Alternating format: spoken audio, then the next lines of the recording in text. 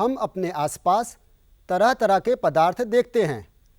प्रत्येक के अपने विशिष्ट गुणधर्म होते हैं। यदि हम इन्हें विद्युत चालकता के संदर्भ में देखें तो हम पाते हैं कि लकड़ी, रबर और प्लास्टिक विद्युत को चालक हैं, जबकि कॉपर, सिल्वर, गोल्ड तथा अन्य धातुएं विद्युत सुचालक होती हैं। धातुओं में विद्युत धारा का चालन इलेक्ट्रॉनों के द्वारा होता है। इसी प्रकार यदि हम यौगिकों की बात करें तो हम पाते हैं कि बहुत से यौगिक जैसे यूरिया, सुक्रोज, ग्लूकोज न केवल संगलित अवस्था में अपितु विलयन अवस्था में भी विद्युत के कुचालक होते हैं। ऐसे यौगिकों को विद्युत अनपघट्य कहते हैं। इसके विपरीत बहुत से ऐसे यौगिक हैं जो विलयन अथवा संगलित अवस्था में विद्युत धारा का चालन करते हैं। ऐसे यौगिकों को विद्युत अपघट्य कहते हैं। क्या अम्ल, क्षारक और लवण विद्युत सुचालक हैं अथवा कुचालक? आइए एक प्रयोग के द्वारा इनके स्वभाव को जानते हैं। आज के प्रयोग में हम यह दर्शाएंगे कि अम्ल, क्षारक और लवण विद्युत अपघट्य होते हैं।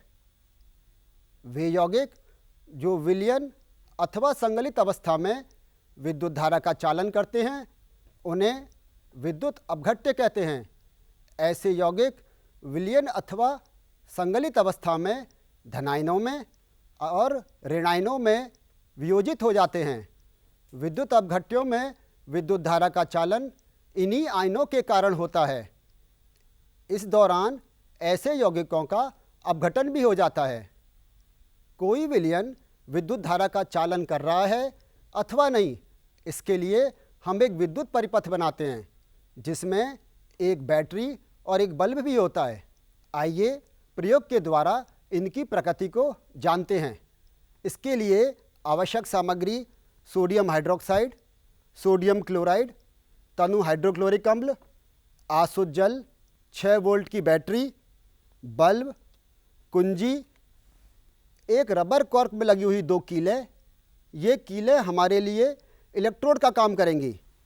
इन बीकरों में हाइड्रोक्लोरिक अम्ल, सोडियम हाइड्रोक्साइड और सोडियम क्लोराइड का विलयन लेंगे, जबकि चौथे बीकर में केवल आसुत जल लेंगे।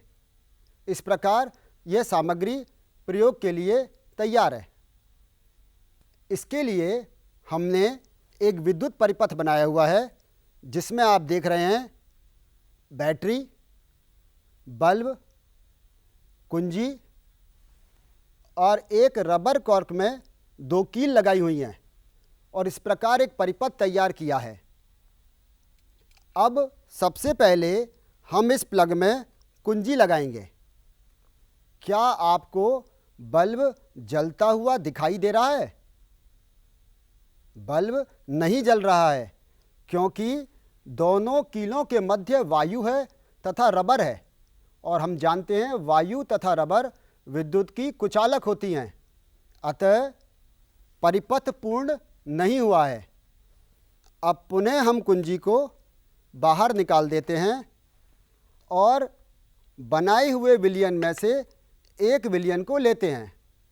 सर्वप्रथम हम हाइड्रोक्लोरिक अम्ल का विलयन ले रहे हैं और यह देखेंगे कि हाइड्रोक्लोरिक अम्ल के विलयन में यह रबर कॉर्क डुबोने पर परिपथ पूर्ण होता है अथवा नहीं, बल्ब जलता है अथवा नहीं।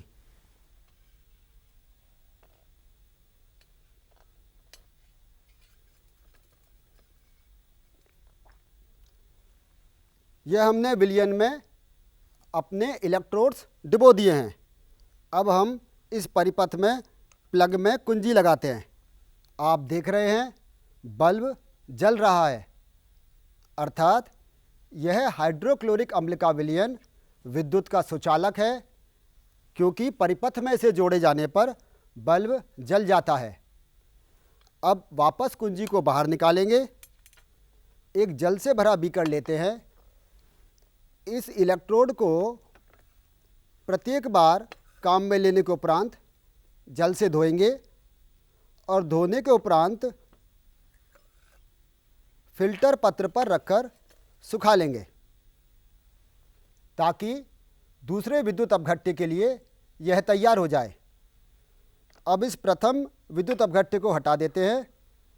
अब हम परिपथ में दूसरा विलयन काम में लेंगे जिसमें सोडियम हाइड्रोक्साइड घुला हुआ है।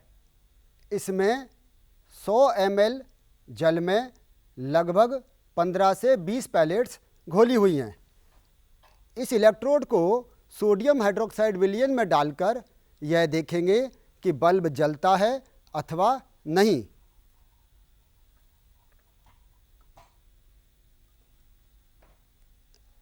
इलेक्ट्रोडों को सोडियम हाइड्रोक्साइड विलयन में डाल दिया है।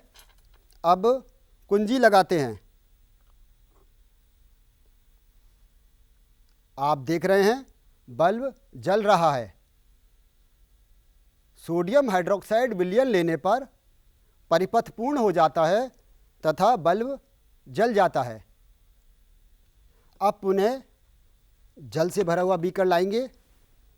इन इलेक्ट्रोडों को बाहर निकालकर पुनः जल में धोएंगे और फिल्टर पेपर पर सूखने के लिए रख देंगे। अब हम तीसरे बीकर में, जिसमें सोडियम क्लोराइड का विलयन बनाया हुआ है, काम में लेंगे।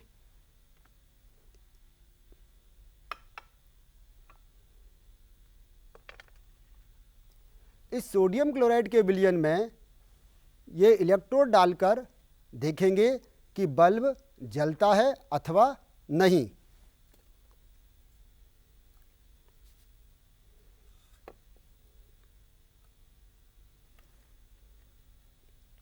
इलेक्ट्रोडों को सोडियम क्लोराइड विलयन में डाल दिया है। सोडियम क्लोराइड विलयन बनाने के लिए लगभग 2 से 3 ग्राम सोडियम क्लोराइड को 100 मिलीलीटर जल में घोलते हैं। अब मैं कुंजी लगाने जा रहा हूं।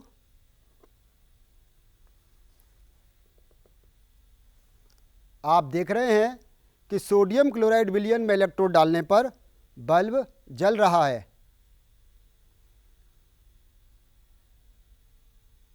अब चौथा बीकर, जिसमें आसुत जल लिया हुआ है, वह काम में लेंगे। पहले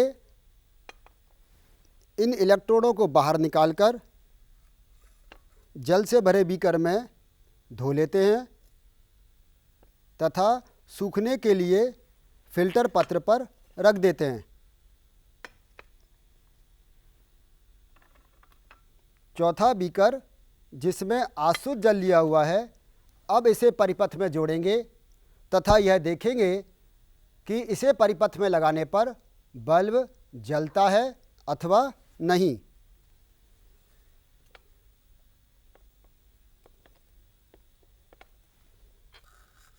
अब हम कुंजी लगा रहे हैं और आप देख रहे हैं कि कुंजी लगाने पर भी बल्ब नहीं जल रहा है।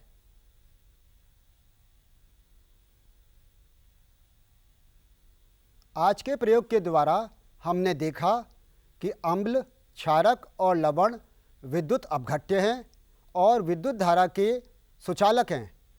ऐसा इसलिए संभव है क्योंकि वे अपघटित होकर आयन बनाते हैं, लेकिन आसुत जल में बहुत कम आयन होने के कारण वह विद्युत का कुचालक है और विद्युत अनपघट्य है। इस प्रयोग के द्वारा हम और भी यौगिकों जैसे कि सुक्रोज के विलयन या यूरिया के विलयन की जांच कर सकते हैं कि वे विद्युत अपघट्य हैं अथवा नहीं। इस प्रयोग को करते समय हमें कुछ सावधानी बरतनी चाहिए। परिपथ के घटकों को हमें दृढ़तापूर्वक जोड़ना है ताकि इनका कनेक्शन ढीला ना रहे। इस प्रयोग के द्वारा हमने देखा कि अम्ल, क्षारक और लवण विद्युत अपघट्य हैं और विद्युत धारा का चालन करते हैं। ऐसा इसलिए संभव है क्योंकि ये अपने आयनों में विभक्त हो जाते हैं। जैसा कि आपने देखा था, जब हमने हाइड्रोक्लोरिक अम्ल का विलयन काम में लिया तो वह अपघटित होकर हाइड्रोजन आयन तथा क्लोराइड आयन देता है। इसी प्रकार सोडियम हाइड्रोक्साइड का विलयन काम में लेने पर वह सोडियम आयनों तथा हाइड्रोक्साइड आयन में विभक्त हो जाता है। तीसरे बीकर में सोडियम क्लोराइड का विलयन काम में लेने पर जब धारा प्रवाहित करते हैं तो वह सोडियम आयन तथा क्लोराइड आयन में विभक्त हो जाता है और इन्हीं आयनों के कारण विद्युत परिपथ पूर्ण होता है और बल्ब जल जाता है। यद्यपि आसुत जल में भी बहुत कम मात्रा में हाइड्रोजन आयन तथा हाइड्रोक्साइड बनते हैं, पर ये इतने कम होते हैं कि ये विद्युत धारा का चालन नहीं कर पाते हैं।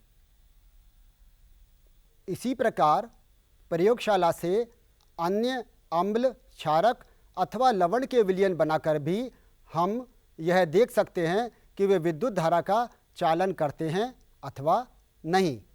इसी प्रकार आप प्रयोगशाला में अन्य अम्ल, क्षारक अथवा लवण के विलयन बनाकर यह देख सकते हैं कि वे विद्युत अपघट्य हैं अथवा नहीं, अर्थात उन्हें विद्युत परिपथ में लगाने पर बल्ब जलता है अथवा नहीं। हाइड्रोक्लोरिक अम्ल का विलयन बनाने के लिए 100 मिलीलीटर जल में लगभग 5 मिलीलीटर तनु हाइड्रोक्लोरिक अम्ल लेना होगा। प्रत्येक परीक्षण के उपरांत और दूसरे द्रव में डुबोने से पूर्व कॉर्क को आवश्यक रूप से धोकर सुखा लें ताकि विलयन संदूषित ना हो।